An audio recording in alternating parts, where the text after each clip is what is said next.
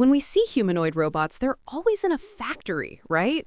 Like Tesla's Optimus. They're designed for repetitive industrial tasks.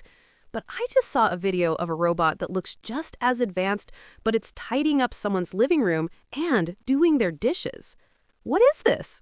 That is Figure 03, the first humanoid robot from Figure AI that's specifically designed to work in a home, not just a factory. This new demo is a massive leap because it shows the robot performing a whole sequence of household chores completely autonomously, picking up clutter, washing dishes, loading the dishwasher, and even doing the laundry. That's incredible. But how does it know how to do all that? A home is so much more chaotic than a factory floor. Are they programming it for every single tiny task? That's the breakthrough. They're not. It's powered by a new AI system they call Helix, which is a world model.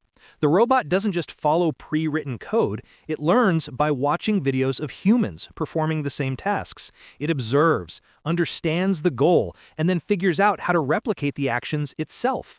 It can also speak and remembers the layout of your home so it can navigate and interact naturally. So you're saying I wouldn't need to be a programmer to teach it something new.